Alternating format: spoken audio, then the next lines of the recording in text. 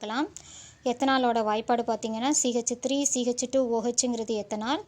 இந்த எத்தனால் நம்ம ஆல்கஹால்னு சொல்லலாம். ஆல் ஆல்கஹாலிக் பீவரேஜ் அப்படின்னா குளிர்பானங்கள். எல்லாத்துலேயும் ஆல்கஹால் கலந்த குளிர்பானங்கள் எல்லாத்துலேயும் ஆல்கஹால் பயன்படுது ஸ்டூடெண்ட்ஸ். காஃப் சிரப் கண்டைன் ஆல்கஹால்னு கொடுத்துருக்காங்க, எத்தனால்னு கொடுத்துருக்காங்க. நம்ம குடிக்கிற காஃப் சிரப்பில் மைல்யூட் ரேஞ்ச் என்ன பண்ணியிருப்பாங்கன்னா எத்தனால் ஆட் பண்ணியிருக்காங்க. ஸோ எத்தனாலோட மாலிகுலர் ஃபார்முலா பார்த்தீங்கன்னா C2H5OH. இதனுடைய ஸ்ட்ரக்சரல் ஃபார்முலா பார்த்தீங்கன்னா நம்ம எத்தனாலை வந்து நம்ம எப்படி எழுதலாம்னா CH3 CH2OHன்னு எழுதலாம்.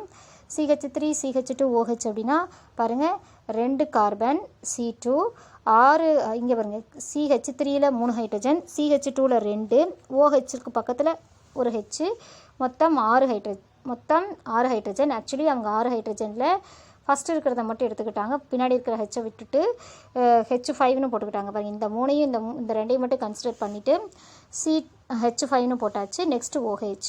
ஸோ இதை இதனுடைய மூலக்கூறு வாய்ப்பாடு. ஸோ C2H5OHங்கிறது எத்தனாலுடைய மூலக்கூறு வாய்ப்பாடு. நல்லா படிச்சுக்கோங்க. எத்தனாலுடைய மூலக்கூறு வாய்ப்பாடு என்னென்னா C2H5 அப்படிங்கிறது எத்தனாலோட மூலக்கூறு வாய்ப்பாடு. ஓகேவா? இதனுடைய ஸ்ட்ரக்சரல் ஃபார்முலா பாருங்கள், CH3 CH2 பார்த்தீங்களா, CH3 CH2OH.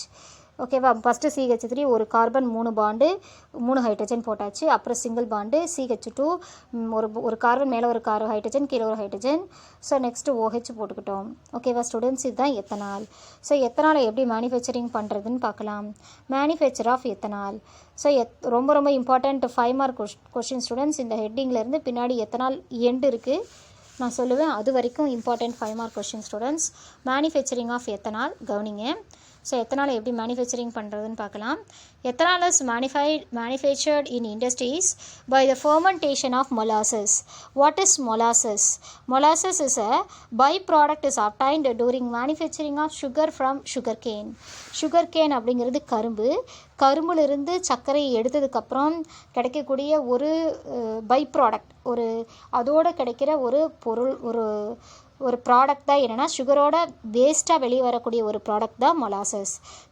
கரும்புலேருந்து சுகர்கேன்லேருந்து நம்ம சுகரை எக்ஸ்ட்ராக்ட் பண்ணதுக்கப்புறம் அதோட வேஸ்ட்டாக ஒரு லிக்விட் வெளியே வரும். அது browny liquid, dark coloured சிரப்பி liquid வெளியில் வரும். அந்த டார்க்கி சிரப்பி லிக்விட் தான் என்னென்னா மொலாசஸ். ஓகேவா? Molasses is a dark coloured சிரப்பி liquid. Okay, left after the crystallization of sugar from the concentrated sugarcane juice. ஓகேவா? இப்போ நம்ம என்ன பண்ணுவோம், நம்ம சர்க்கரை தொழிற்சாலைக்கெல்லாம் போனீங்கன்னு வச்சுக்கோங்களேன், சுகர் இண்டஸ்ட்ரீஸ்க்கெல்லாம் போனீங்கன்னா, சுகர் மேனுஃபேக்சரிங் இண்டஸ்ட்ரீஸ் என்ன பண்ணுவோம், நம்ம சுகர் கேன் கொண்டு போய் நம்ம லோடு கொடுத்ததும் ஃபஸ்ட்டு எடுத்து இறக்கிக்குவாங்க. எடை போட்டு தனித்தனியாக பிரித்து ஃபஸ்ட்டு கட்டருக்குள்ளே விடுவாங்க. ஃபஸ்ட்டு சின்ன சின்ன பீசஸாக கட் ஆகி க்ரஷிங் மிஷின் போட்டு நல்லா க்ரஷ் பண்ணி அதுலேருந்து ஜூஸ் எடுப்பாங்க. அந்த ஜூஸை நல்லா ஹீட் பண்ணி சிரப்பி லிக்விடாக மாற்றுவாங்க. அந்த சிரப் நல்ல சிரப்பாக டார்க் கலரில் மாறிடும். அதை கிறிஸ்டலைசேஷன் பண்ணுவாங்க. கிறிஸ்டலைசேஷனாக லிக்விடை கிறிஸ்டலாக மாற்றுறது. அப்படி மாற்றினோம் அப்படின்னா நமக்கு கான்சன்ட்ரேட்டட் சிரப்பி சுகர்கேன் சிரப்பிலிருந்து சுகர் ஃபார்ம் ஆகும். அப்போது ஒரு லிக்விட் டார்க் கலர்ட் சிரப்பி லிக்விட் வந்து தனியாக பிரியும். அந்த டார்க் சிரப்பி லிக்விட் தான் என்னென்னா மொலாசஸ். ஸோ அந்த மொலாசஸில் பார்த்தீங்கன்னா 30% என்ன இருக்குன்னா சுக்ரோஸ் இருக்கும். ஓகேவா? சுக்ரோஸ் 30% இருக்கும். இந்த சுக்ரோஸ் வந்து பார்த்திங்கன்னா which cannot be separated by crystallization. So இந்த சுக்ரோஸில் வந்து இந்த மொலாசஸில் 30% வந்து 30% சுக்ரோஸ் வந்துடும். அந்த மொலாசஸ்லேருந்து அந்த சுக்ரோஸ் என்ன பண்ண முடியாது, அந்த வேஸ்ட் வாட்டர், அந்த டார்பி லிக்விட்னு சொல்கிறோம் பார்த்தீங்களா, அந்த லிக்விடில் 30% சுக்ரோஸ் இருக்கும். அதை நம்ம என்ன பண்ண முடியாது, செப்பரேட் பண்ண முடியாது. அந்த மொலாசஸில் 30% சுக்ரோஸ் அப்படியே தான் இருக்கும். ஓகேவா? அப்படி இருக்கிற மொலாசஸை அதை எடுத்து நிறைய ப்ராசஸ் மேக் பண்ணி எத்தனாலாக கன்வெர்ட் பண்ணலாம் எப்படின்னு பாருங்கள். First dilution of molasses. நம்ம சொன்னாலேயே 30% சுக்ரோஸ் இருக்குதுன்னு சொன்னோம். அப்படி இருக்கிற அந்த சொல்யூஷனை எடுத்து வாட்டர் ஆட் பண்ணிக்கிட்டே வரோம். வாட்டர் ஆட் பண்ணால் அதுக்கு பேர் டைல்யூஷன். ஸோ இப்போ 30% சுக்ரோஸ் இருக்குது. 30% சுக்ரோஸ் எடுத்துகிட்டு நம்ம என்ன பண்ணுறோம், வாட்டர் ஆட் பண்ணிக்கிட்டே இருக்கிறோம். வாட்டர் ஆட் பண்ணால் அதுக்கு பேர் டைல்யூட்டட் வித் வாட்டர், டைல்யூஷன்னு பேர். டைல்யூட் பண்ணுறோம். எது வரைக்கும் வாட்டர் ஆட் பண்ணிக்கிட்டு இருக்கோம் அப்படின்னா 30% இருக்கிற 30% இருக்கிற சுக்ரோஸ் என்ன ஆகணும் அப்படின்னா 8 to 10% மாறணும். எப்போ சுக்ரோஸ் 8 to 10% மாறுதோ அது வரைக்கும் நம்ம வாட்டர் ஆட் பண்ணி டைல்யூட் பண்ணிகிட்டே இருக்கணும். ஸோ அப்படி டைல்யூட் ஆனதுக்கப்புறம் செகண்ட் ஸ்டெப் கவனிங்க. செகண்ட் ஸ்டெப்பில் என்ன பண்ணணும், addition of nitrogen source add பண்ணணும். நைட்ரஜன் சோர்ஸ் எதுக்குன்னா அதில் ஈஸ்ட்டுங்கிற ஒரு என்சைம் ஆட் பண்ண போகிறோம். யூஸ்வலாகவே அந்த மொலாசஸில் கொஞ்சம் நைட்ரஜன் காம்பவுண்ட்ஸ் இருக்கும். அதை நம்ம சேர்க்கக்கூடிய ஈஸ்ட்டுக்கு ஓகேனா விட்டுடலாம். சப்போஸ் 10 அப்படின்னா வெளியில இருந்து அந்த ஈஸ்ட் நம்ம ஆட் பண்ணுற ஈஸ்ட்டுக்கு தேவையான நைட்ரோஜீனியஸ் காம்பவுண்டை நம்ம வெளியே இருந்து ஆட் பண்ணலாம். யூஸ்வலாகவே மொலாசஸில் இருக்கும் ஸ்டூடெண்ட்ஸ் நைட்ரோஜீனியஸ் காம்பவுண்ட் இருக்கும், அது கம்மியாக இருக்கும். அதை கம்மியாக இருந்துச்சு அப்படின்னா நம்ம என்ன பண்ணணும், வெளியிலேருந்து அமோனியம் சல்ஃபேட்டையோ அல்லது அமோனியம் பாஸ்பேட்டையோ அந்த மொலாசஸில் செகண்ட் ஸ்டெப் அந்த டைல்யூட் பண்ணதுக்கப்புறம் டைல்யூட் பண்ண சொல்யூஷனில் ஆட் பண்ணோம்னா அதுக்கு ஃபுட்டாக யூஸ் ஆகும். பாருங்கள், அடிஷன் ஆஃப் நைட்ரஜன் சோர்ஸ் பாருங்கள் ஸ்டூடெண்ட்ஸ், அதில் என்ன பண்ணுறோன்னா ஈஸ்ட்டை ஆட் பண்ண போகிறோம், அதுக்கு ஃபுட்டு தேவை. பாருங்கள், addition of nitrogen sources. So molasses usually contains enough nitrogenous matter to act as food for yeast during the fermentation process. Fermentation processல பார்த்தீங்கன்னா ஈஸ்ட்டுக்கு ஃபுட்டு வேணும் ஸ்டூடெண்ட்ஸ், அதுக்கு நைட்ரஜீனியஸ் காம்பவுண்ட் யூஸ் ஆகும். The molasses usually contains enough nitrogenous matter to act as food for yeast during fermentation processல ஈஸ்ட்டுக்கு தேவையான food நைட்ரோஜீனியஸ் compound யூஸ்வலாகவே மொலாசஸில் இருக்கும்.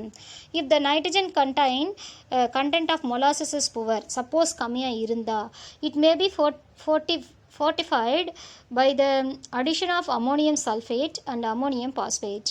அது suppose nitrogen deficiency இருந்துச்சு, 10 நைட்ரஜனியஸ் matters கம்மியாக இருந்துச்சு அப்படின்னா, புவராக இருந்துச்சுன்னா அமோனியம் சல்ஃபேட்டையோ அல்லது அமோனியம் பாஸ்பேட்டையோ நம்ம என்ன பண்ணணும், ஆட் பண்ணணும். Next addition of east.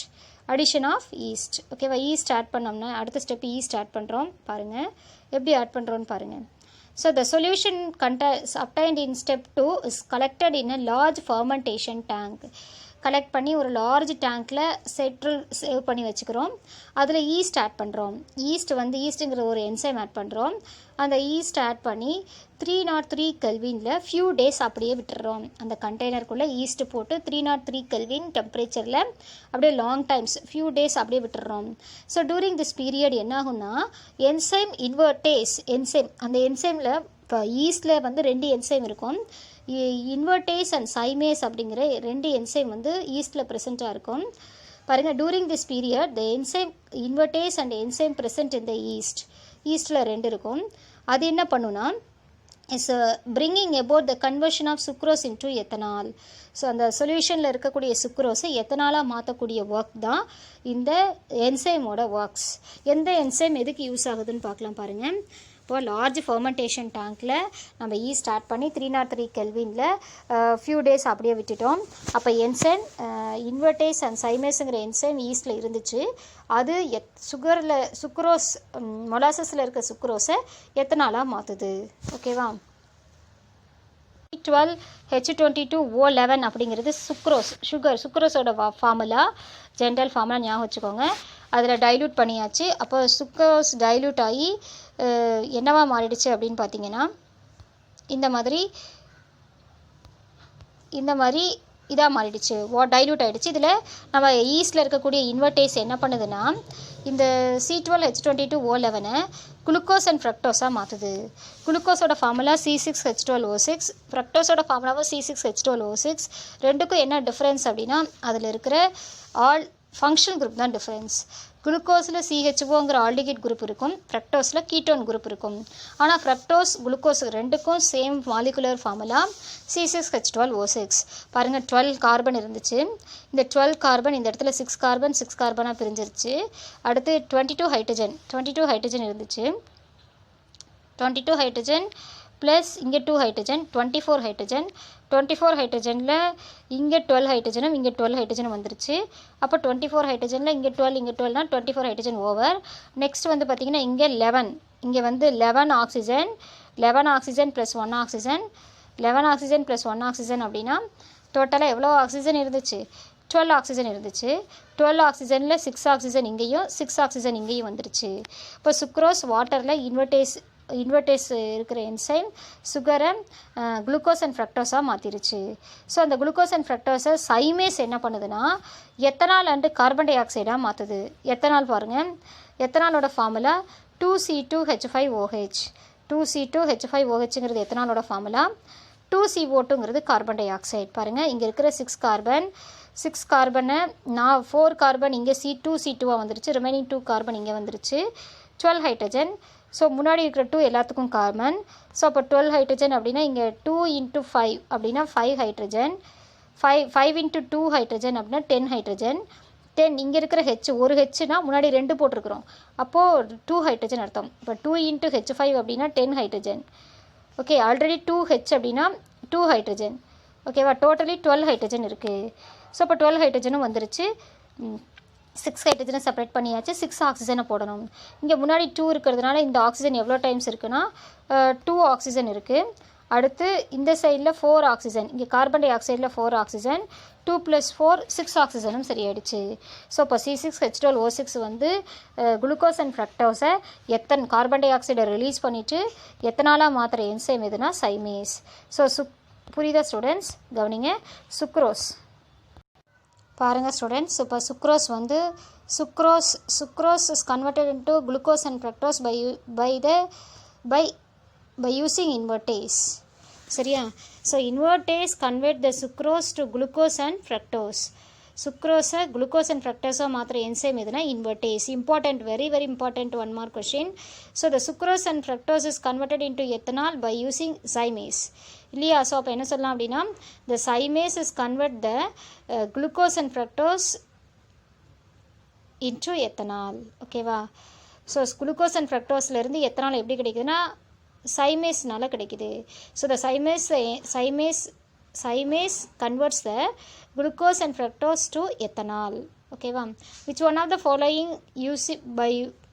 following convert the glucose and fructose to ethanol means answer is zymase. So sucrose, which one is convert the sucrose to glucose and fructose means invertase. Okay, the fermentation liquid is technically called என்னென்ன சொல்லலாம், வாஷ்னு சொல்லலாம். நம்ம என்னென்ன சொல்லலாம்னா வாஷ்னு சொல்லலாம். Distillation of wash. சரி, இந்த வாஷ் இந்த ஃபைனலாக கிடைச்ச அந்த எத்தனால் நம்ம என்ன பண்ணணும்னா வாஷ் பண்ணணும். அதான் ஃபர்மெண்டட் லிக்விட். ஸோ இந்த ஃபர்மெண்டட் லிக்விடில் பார்த்தீங்கன்னா 15 to 18% ஆல்கஹால் இருக்குது. Fermented liquid containing 15 to 18% alcohol is now subjected to fractional distillation. இதை நம்ம என்ன பண்ணோம்னா ஃப்ராக்ஷனல் டிஸ்டிலேஷன் பண்ணுறோம். கொஞ்சம் கொஞ்சமாக டிஸ்டிலேட் பண்ணுவோம். அதில் இருக்கக்கூடிய வேஸ்டஸ் எல்லாம் அந்த எத்தனால் மட்டும் எவாப்ரேட் ஆகி தனியாக வந்துடும், ஃப்ராக்ஷனாக பிரிஞ்சிடும், கொஞ்சம் கொஞ்சமாக பிரியும். So fermented liquid contain 15 to 18% alcohol is now subjected to fractional distillation. Fractional distillationல alcohol வந்து separate ஆகும், தனியாக பிரிச்சிடலாம். So the main fraction drawn is an aqueous solution of ethanol, so which contains 95.5% ethanol and 4.5% of water. This is called rectified spirit. இப்போ நம்ம டிஸ்டிலேஷனில் extract பண்ண அந்த எத்தனாலில் 4.5% வாட்டரும் 95.5% ethanol இருந்தால் this is called rectifier spirit. ஓகேவா? ஸோ அப்போது 95.5% ethanol and 4.5% water, this mixture is called as rectified spirit. 1 mark question, ரொம்ப ரொம்ப important 1 mark question. 95.5% ethanol and 4.5% water is called as rectified spirit. இது ரெக்டிஃபைட் ஸ்பிரிட் கிடைக்குது. This mixture is then reflected over the quicklime for about 5 to 6 hours. 5 to 6 hours நம்ம reflux பண்ணணும், அப்படியே cool பண்ணணும், நல்லா heat பண்ணி கூல் பண்ணணும்.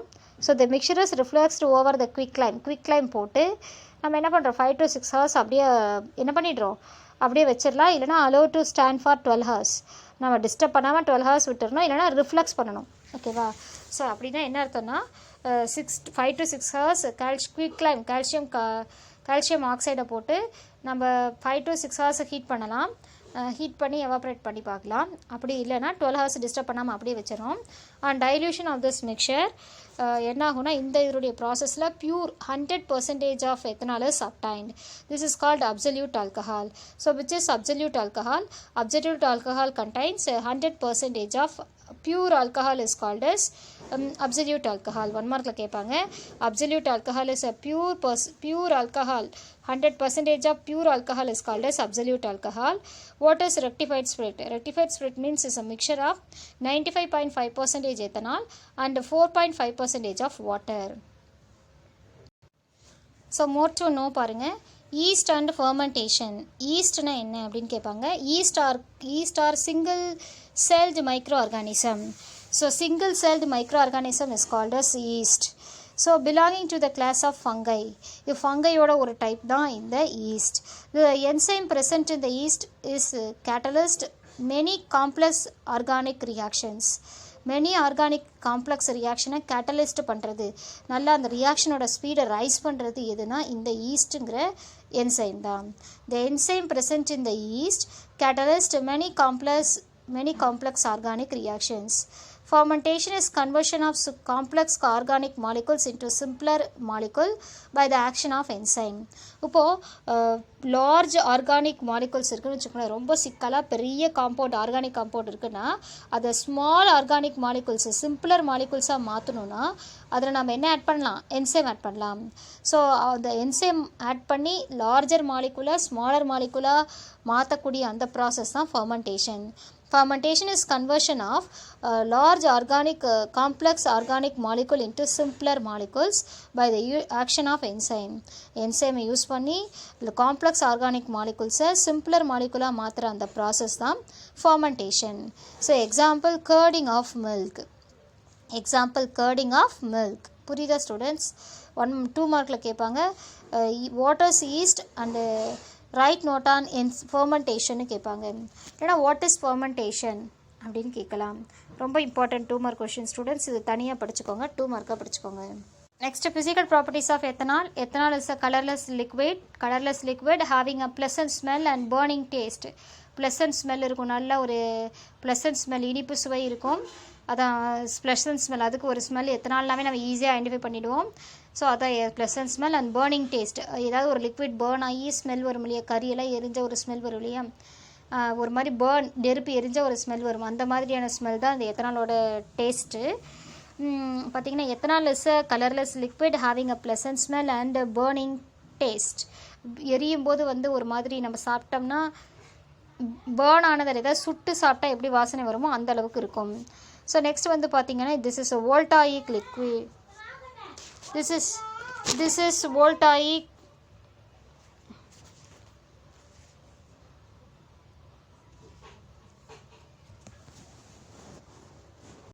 Next பார்த்தீங்கன்னா this is a volatile liquid. So volatile liquid means easily evaporated. Its boiling point பார்த்தீங்கன்னா boiling point is 78 degrees Celsius. Celsiusல சொன்னா 78 degrees Celsius. Kelvin 351 Kelvin. In Kelvin 351 Kelvin. Celsius in Celsius 78 degrees Celsius for ethanol. So ethanol having the boiling point 78 degrees Celsius or 351 Kelvin, which is much higher than that of its corresponding alkane. Corresponding alkane ஓட பார்த்தீங்கன்னா இதனுடைய boiling point ஹையராக இருக்குது. So example corresponding alkane is ethane. So this ethane having the boiling point 184 Kelvin. Okay, so ethane having the boiling point 184 Kelvin, but ethanol having the boiling point 351 Kelvin. So the boiling point of ethanol 351 Kelvin is higher than 184 Kelvin of ethane. Okay, so next it is completely miscible with water in all proportions. So the ethanol என்ன ஆகும்னா is mixed with water in all proportions. எவ்வளோ water add பண்ணாலும் அந்த வாட்டரோட இந்த ethanol என்ன ஆகும்? Mix ஆகிடும். ஓகேவா ஸ்டூடெண்ட்ஸ்? ஸோ நெக்ஸ்ட் பார்த்தீங்கன்னா கெமிக்கல் ப்ராப்பர்ட்டிஸ். ஸோ கெமிக்கல் ப்ராப்பர்ட்டிஸில் ஃபஸ்ட் ஒன் என்ன அப்படின்னா dehydration. So what is dehydration பாருங்கள், வேர்ட்லேயே இருக்குது. Dehydration means removal of water. loss of water. Dehydration means loss of water. Loss of water the dehydration. So ethanol is heated with concentrated H2SO4 at 443 Kelvin. It loses a water molecule dehydrated to form ethane. கொடுத்துருக்காங்களா? So கவனிக்கணும் students, இங்கே என்ன ஆகுது அப்படின்னா, so ethanol எடுத்துக்கிறோம். Ethanol எடுத்துகிட்டு நம்ம என்ன பண்ணுறோம், எத்தனாலோட ஃபார்முலா C2H5OH எத்தனால், இதில் கான்சன்ட்ரேட்டட் H2SO4 போடுறோம். இங்கே என்ன டீஹைட்ரேஷன் நடக்குதுன்னா, இன்டர் மாலிகுலர், இங்கே வந்து பார்த்திங்கன்னா இங்கே என்ன டீஹைட்ரேஷன் நடக்குதுன்னா intra molecular dehydration. there is two type of dehydration, inter and intra. Interனா between the reactant water is removed. So intra means single compound, one compound in one compound water, in one compound so water is removed. ஓகேவா, ஒரு காம்பவுண்டில் water remove ஆச்சுன்னா அது intra molecular dehydration. So இப்போ என்ன ஆகுதுன்னா எத்தனால்ங்கிறது one compound, one molecule. So in one molecule of ethanol is heated at 443 Kelvin with concentrated H2SO4. 1 mole of water is removed. So 1 mole of ethanol heated with 443 Kelvin, heated with sulfuric acid, concentrated sulfuric acid at 443 Kelvin, water is removed to form a ethene. This is called intramolecular dehydration. இப்போ இதுக்கு என்ன அர்த்தம்னா, ethanol எடுத்துகிட்டு நீங்கள் concentrated H2SO4 போட்டிங்கன்னா 443 கெல்வினில் இதில் intramolecular dehydration நடக்கும். Single மாலிகுலேருந்து water remove ஆகும். எப்படின்னு பாருங்கள். ஸோ இந்த இடத்துல இங்கே இருக்கிற ஹெச்சும் ஓகேவா. ஸோ ஆக்சுவலி இங்கே இருக்கிற OH, இங்கே இருக்கிற ஹெச்சும் வாட்டராக போயிடும். எப்படி நடக்குதுன்னு பாருங்கள். நான் மேலே எழுதுகிறேன். எஸ், இப்போ CH3 நான் CH2Hன்னு எழுதிக்கிறேன். பக்கத்தில் ஒரு CH2 இருக்குது, OH இருக்குது. இப்போ என்ன ஆகுது அப்படின்னா, இந்த பாண்ட் இங்கே ஷிஃப்ட் ஆகும், இந்த பாண்ட் வெளியில் வரும். ஸோ அப்போ என்ன ஆகும்னா, இந்த பாண்ட் இங்கே வந்தால் இது ப்ளஸ்ஸாக வெளியில் வந்துடும், H ப்ளஸ், இது பாண்டை இந்த இடத்துக்கு வந்துடும், இது OH மைனஸாக வந்துடும். இந்த ஹெச்சும் இந்த OHம் சேர்ந்து வாட்டராக வெளியில் போயிடும். அடுத்து இங்கே வருங்க, CH2 டபுள் பாண்ட் CH2 ஈத்தீனாக மாறிடும். புரியுதா ஸ்டூடெண்ட்ஸ்? ஸோ அப்போ எத்தனால் எடுத்து கான்சன்ட்ரேட்டட் H2SO4 போட்டு 443 கெல்வினில் ஹீட் பண்ணோம்னா இங்கே இன்டர் மாலிகுலர் டீஹைட்ரேஷன் நடக்குது. Within the molecule water is removed. So within the molecule means single molecule water is removed. So one mole of ethanol இருந்து வாட்டர் ரிமூவ் ஆகுது. So intra molecular dehydration is carried out to form a ethene. புரியுதா students? So CH2 double bond CH2 is ethene. Okay, reactions with sodium. So ethanol எடுத்துகிட்டு நம்ம சோடியத்தோடு போடுறோம். Ethanol எடுத்து நம்ம இதோட போடுறோம், சோடியத்தோடு போடுறோம். சோடியத்தோடு போட்டிங்கன்னா என்ன ஆகும்னா, sodium ethanol is react with sodium to form a sodium ethoxide and hydrogen gas. இப்போ எத்தனால் எடுத்துகிட்டு C2H5OH 2C2H5OHங்கிறது எத்தனால். ஸோ எத்தனாலோட சோடியம் போடுறீங்க. இங்கே இருக்கிறது எல்லாமே 2 டைம்ஸ் இருக்குது ஸ்டூடெண்ட்ஸ். 2C2 2H5 2O2H இருக்குது. ஸோ இங்கே இருக்கிற H என்ன ஆகுது அப்படின்னா, இங்கே இருக்கிற H2வாக மாறிடுது. அடுத்து இந்த இடத்துக்கு Na வந்துடுது. ஸோ முன்னாடி இருக்கிற C2H5Oவோட Na வந்துச்சுன்னா சோடியம் ஈத்தாக்சைடு. புரியுதா ஸ்டூடெண்ட்ஸ்? C2C2H5ONaங்கிறது சோடியம் ஈத்தாக்சைடு, ஹைட்ரஜன் வாயு ரிமூவ் ஆகிடுச்சு. Okay, yes. So sodium ethanol react with sodium to form a sodium ethoxide and hydrogen gas. So hydrogen கேஸை ரிமூவ் பண்ணிவிட்டு நமக்கு சோடியம் ஈத்தாக்சைடை ஃபார்ம் பண்ணுது. ஓகே,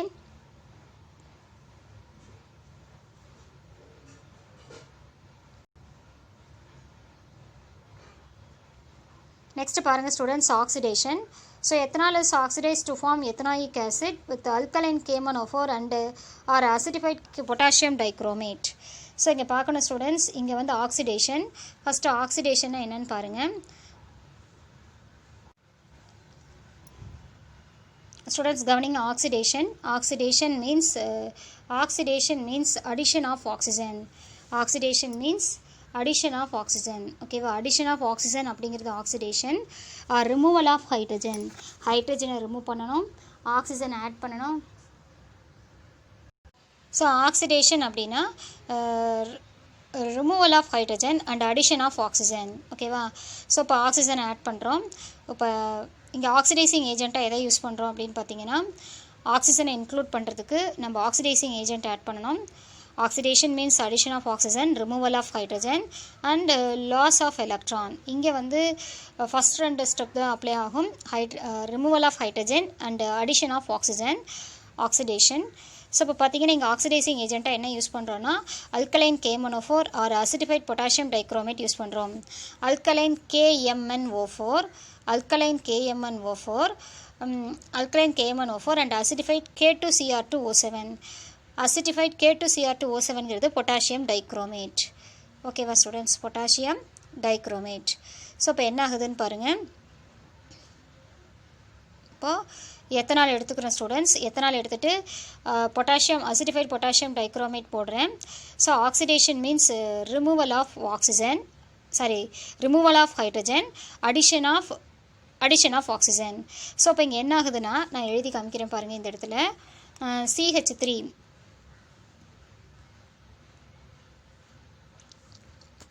இப்போ CH3 CH2OHன்னு இருக்குது. Ethyl alcohol or ethanol. இதோட நான் என்ன பண்ணுறேன், K2Cr2O7 போடுறேன். அசிட்டிஃபைட் K2Cr2O7 போடும்போது ஃபஸ்ட்டு ஸ்டெப் என்ன ஆகும்னா, இங்கே இருக்கிற ஹெச்சும், இங்கே ஆல்ஃபா கார்பன்னு சொல்லுவாங்க, இந்த கார்பனில் இருக்கிற ஹெச்சும், இங்கே இருக்கிற ஓவோட ஆக்சிடேஷன் அடிஷன் ஆஃப் ஆக்சிஜன் தானே, அதோடு சேர்ந்து இதெல்லாம் சேர்ந்து இங்கே இருக்கிற ஒரு ஹைட்ரஜன், இங்கே இருக்கிற ஒரு ஹைட்ரஜன், இந்த ஓவோடு சேர்ந்து வாட்டராக போயிடும். ஸோ போனதுக்கப்புறம் பார்த்தீங்கன்னா CH3CHO அசிட்டால்டிஹைடாக மாறும். இந்த அசிட்டால்டிஹைடு மாறும். இந்த அசிட்டால்டிஹைடை ஃபர்தராக ஆக்சிடேஷன் பண்ணுறோம். பாருங்கள், இங்கே போடுறேன் மேலே CH3CHO அப்படின்னு ஃபார்ம் ஆச்சு இல்லையா, அதுக்கு கீழே கோடு போட்டு எழுதிக்கோங்க. ஓகே, இந்த மாதிரி அசிட்டால்டிஹைட் ஃபார்ம் ஆச்சு. எகெயின் இதில் ஆக்சிடேஷன் பண்ணுறீங்க. ஆக்சிடேஷன் பண்ணும்போது இந்த O உள்ளே போயிடும். O உள்ளே போனால் என்ன கிடைக்கும், CH3. பாருங்கள், இங்கே எழுதுகிறேன் ஸ்டூடெண்ட்ஸ். CH3. ஓகே, ஹெச் தனியாக போட்டுக்கிறேன். ஆல்ரெடி ஒரு O இருக்குது. இந்த O உள்ளே வந்தால் CH3COOH.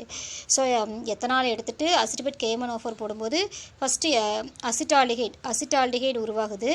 ஸோ இதுக்கு பேர் அசிட்டால்டிஹைட். ஸோ அசிட்டால்டிஹைட் ஃபார்ம் ஆச்சு ஸ்டூடெண்ட்ஸ். அடுத்து ஆசிட் ஃபார்ம் ஆயிருக்கு. ஓகேவா? எஸ். இப்போ நான் என்ன ஆல்கஹால் ஆக்சிடைஸ் டு ஃபார்ம். நல்லா கவனிக்கணும். Alcohol oxidise to form. Alcohol oxidise to form aldehyde. Okay, aldehyde oxidise to form acid. Okay, இது நல்லா ஞாபகம் வச்சுக்கோங்க. ஸோ இப்போ எத்தனால் எடுத்துக்கிட்டேன். எத்தனால் ஆக்சிடைஸ் பண்ணும்போது எத்தனால் ஆக்சிடைஸ் பண்ணும்போது என்ன கிடச்சிச்சுன்னா அசிட்டால்டிஹைட் கிடச்சிச்சு. அசிட்டால்டிஹைட் ஆக்சிடைஸ் பண்ணும்போது ethanoic acid. So ethanol oxidise to form ethanol oxidise to form ethanoic acid. ஓகேவா? எப்படி ஃபார்ம் ஆச்சுன்னு தெரியுதா? ஸோ பாருங்கள், இப்போ டூரிங் திஸ் ஆக்சிடேஷன் இந்த பொட்டாசியம் டைக்ரோமேட் K2Cr2ஓட கலர் வந்து பார்த்திங்கன்னா ஆரஞ்சு கலராக இருக்கும். இதில் குரோமியம் 6, குரோமியத்தோட ஆக்சிடேஷன் ஸ்டேட் வந்து +6 இருக்கும். நம்ம ஆக்சிடேஷன் முடிஞ்சதுக்கப்புறம் பார்த்திங்கன்னா இதனுடைய ஆக்சிடேஷன் ஸ்டேட் வந்து 3ஆக ரெடியூஸ் ஆகிருக்கும். ஓகேவா? ஆக்சிடேஷன் ஸ்டேட் வந்து இந்த இடத்துல என்ன ஆகும், குரோமியத்தோட ஆக்சிடேஷன் ஸ்டேட்டு ரெடியூஸ் ஆகிருக்கும். ஸோ அப்போ ஆரஞ்சு கலரில் இருக்கிற பொட்டாசியம் டைக்ரோமேட் க்ரீன் கலரில் மாறிடும். So during this oxidation the colour of orange colour of potassium dichromate is change to green colour. ஓகேவா? So this action can be used for the identification of alcohol. Alcohol யாராவது drink பண்ணியிருந்தாங்கன்னா அதை identify பண்ணுற ப்ராசஸில், identify பண்ணுற ரியாக்ஷன்ஸில் எல்லாம் நம்ம ethanol use பண்ணுவாங்க.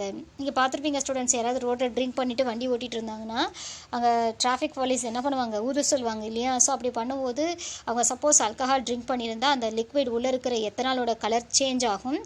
ஆரஞ்சு கலராக இருக்கிற எத்தனால் என்னவா மாறினா க்ரீன் கலராக மாறிடும். சப்போஸ் அவங்க மாறுச்சு அப்படின்னா அவங்க ட்ரிங்க் பண்ணியிருக்காங்கங்கிறத தெரிஞ்சுக்கலாம். ஸோ இந்த மாதிரி ஐடென்டிஃபிகேஷன் ஆஃப் ஆல்கஹால் ப்ராசஸில் இந்த ஆக்சிடேஷன் ப்ராசஸில் எத்தனால் யூஸ் ஆகுது. ஓகே, அப்படி மாறும்போது the colour of potassium dichromate is orange colour. The orange colour is during oxidation the orange colour of potassium dichromate is change to green colour. Okay, so ethanol is converted into acetaldehyde. Acetaldehyde is converted into ethanoic acid. புரியுதா students? ரொம்ப ரொம்ப important, நல்லா தெளிவாக படிச்சுக்கோங்க. So oxidation ரொம்ப important question. ஒரு கிளாஸ்லேயும் 2 mark கொஷினாக கேட்பாங்க, ஒரு எக்ஸாம்லேயும் 2 மார்க் கொஷினாக கேட்குறாங்க. S.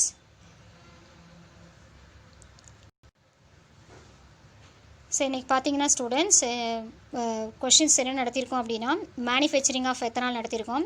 So ethanol is manufactured from molasses.